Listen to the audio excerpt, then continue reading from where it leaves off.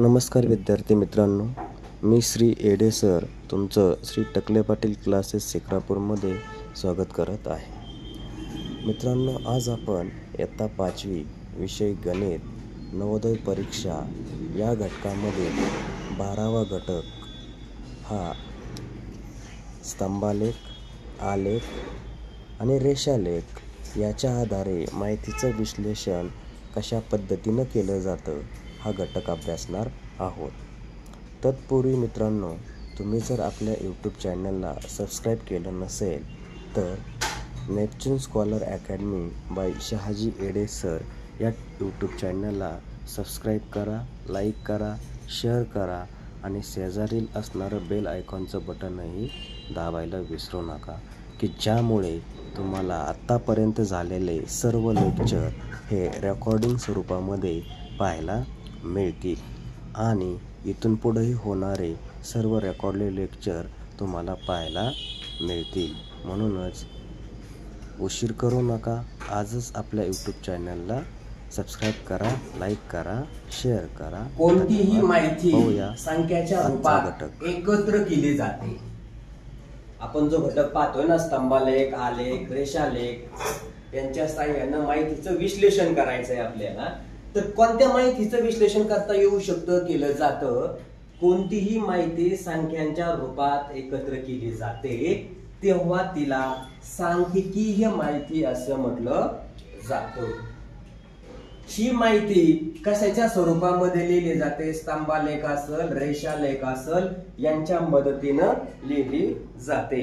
उदाहरणार्थ, तुमच्या शाळेमध्ये 100 विद्यार्थी आहेत आणि या 100 विद्यार्थ्यांना कमी जास्त प्रमाणामध्ये काय झाले, टक्के पडलेले आहेत। 90 ते 100 मध्ये वेगळे येतं, 80 ते 90 मध्ये वेगळे आहेत, 70 ते 80 मध्ये वेगळे विद्यार्थी आहेत। मग त्यांच्यामध्ये किती 10-10, 5-5 विद्यार्थी असू शकतात। असे गट केले जातात आणि त्यांची माहिती काय केली जाते? सांख्यिकीय माहिती तयार करून ठेवली जाते। ती दर्शवण्यासाठी काय केलं जातं? या स्तंभांचा वापर केला जातो।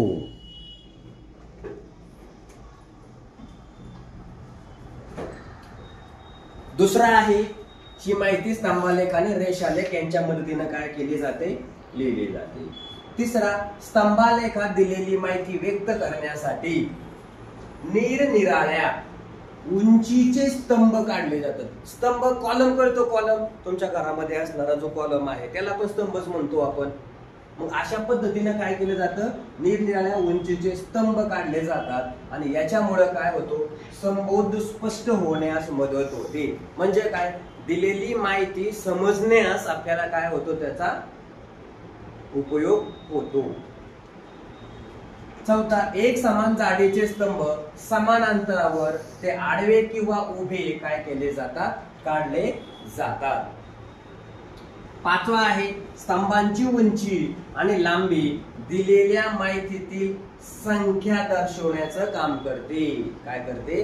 तुमच्याकडे दिलेली माहिती आहे ती स्तंभांची माहिती दर्शवण्याचं काम करत असते।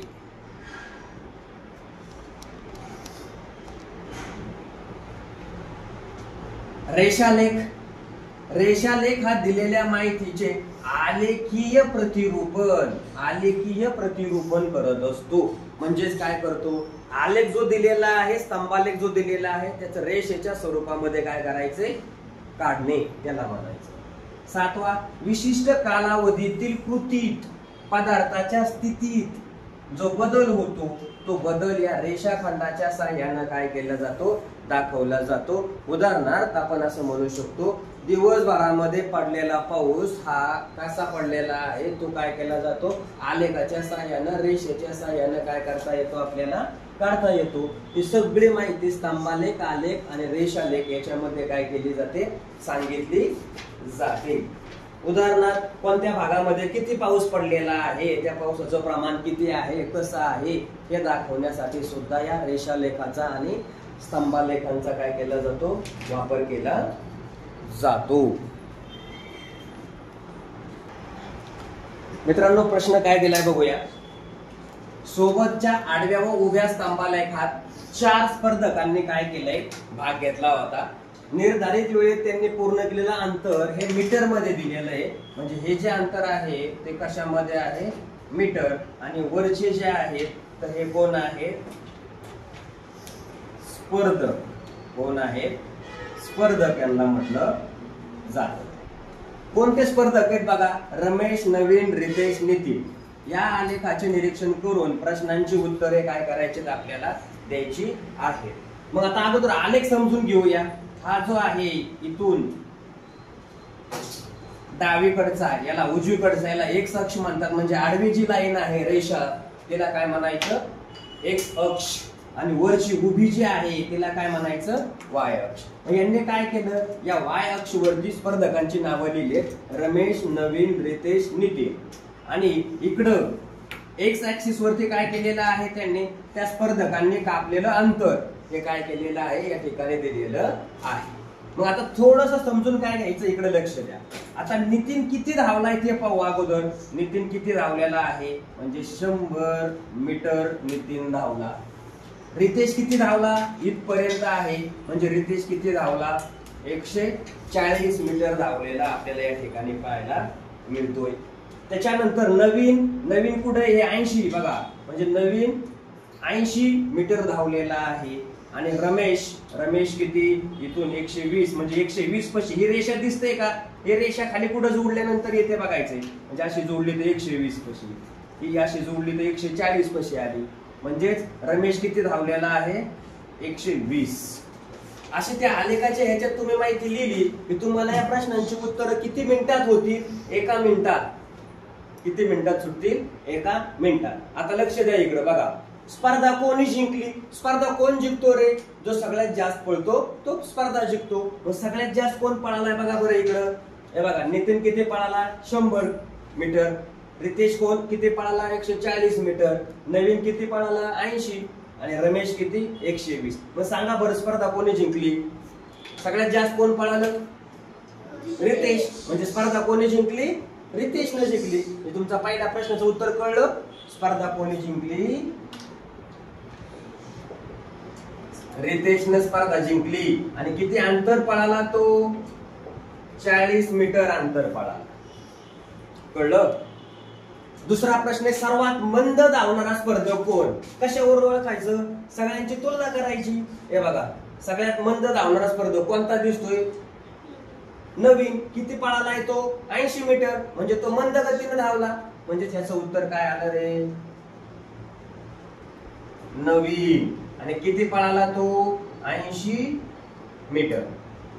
आता बघा, रमेश पेक्षा नितीन किती कमी अंतर धावला बघा, रमेश पेक्षा नितीन. मग आपल्याला काय करावं लागेल रे, रमेश किती धावलाय, 120. आणि नितीन किती धावला, 100 मीटर अंतर धावला. या दोघांची वजाबाकी करा. म्हणजेच रमेश पेक्षा नितीन किती कमी अंतर धावला रे, 20 मीटर अंतर कमी धावला. कळलं का, 20 मीटर अंतर कमी धावला. प्रश्न भरपूर मोठा दिसतो, मोठा प्रश्न दिसला की आम्ही त्याला वाचत नाही आणि म्हणून चुकतो आपण. प्रश्न किती मोठा असला तरी उत्तर मात्र काय असतात, छोटी असतात, लगेच मिळतात.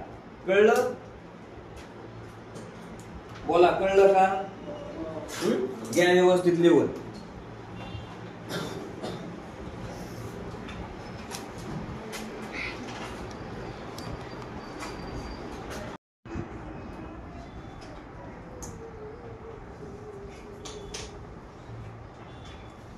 उदाहरण दुसरं आहे बघा, सोबतच्या स्तंभालेखात एका विद्यार्थ्याला वेगवेगळ्या विषयात मिळालेले गुण दाखवले आहेत.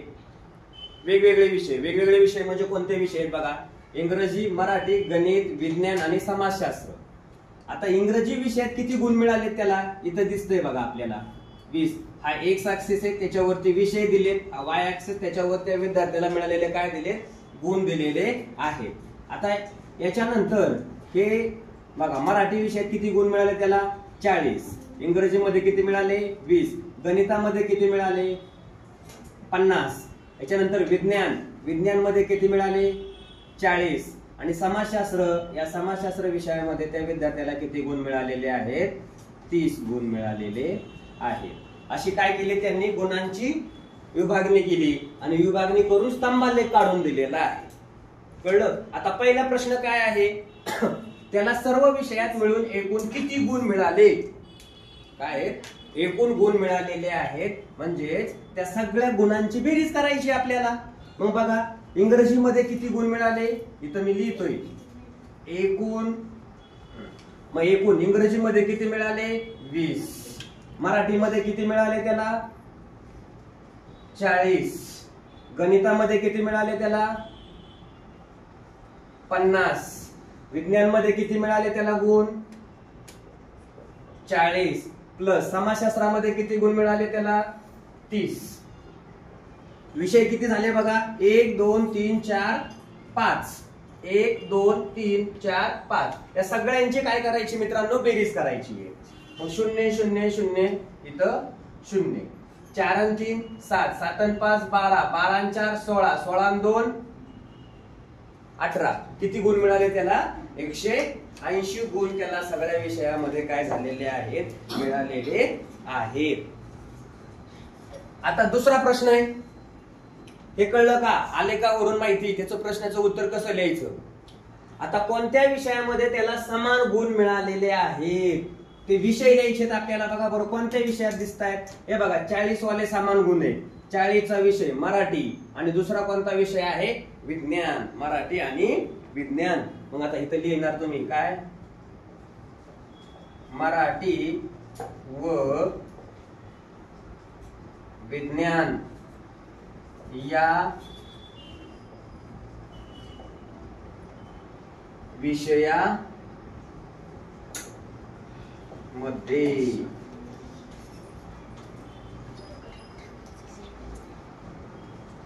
समान गुण मिळाले. आता तिसरा प्रश्न आहे मित्रांनो बघा, इंग्रजी आणि गणित या दोन विषयामध्ये किती गुणांचा फरक आहे? इंग्रजीचे गुण बघा किती आहेत, आपल्याला फरक काढायला सांगितलाय. फरक बरोबर. अगोदर काय? गणित विषय. गणित विषय कुठे आहे? इथं. किती मार्क आहेत त्याला? गणित वजा इंग्रजी असं करतो मी. मग गणित विषयाला किती मार्क आहेत त्याला? 50. इंग्रजी विषयाला किती मार्क आहेत त्याला? 20. म्हणजे त्या दोन विषयामध्ये फरक कितीचा आहे? 30 गुणांचा. कितीचा फरक? 30 गुणांचा फरक आपल्याला या ठिकाणी सापडलेला आहे. असे तुमचे 3 प्रश्नांची 3 उत्तरं या ठिकाणी काय झाली मित्रांनो? भेटली.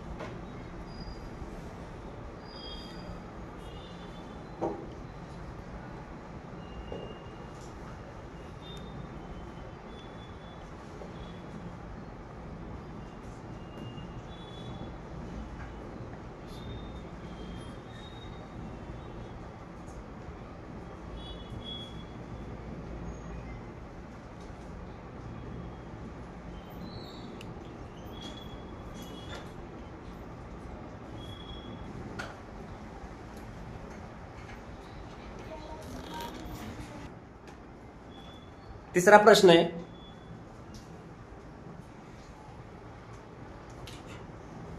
सोबतच्या आलेखात 2018 ते 2023 या काळात एका शहरातील शालांत म्हणजे काय, त्या शहरामध्ये असणाऱ्या शाळेतील पूर्ण वर्षाच्या परीक्षा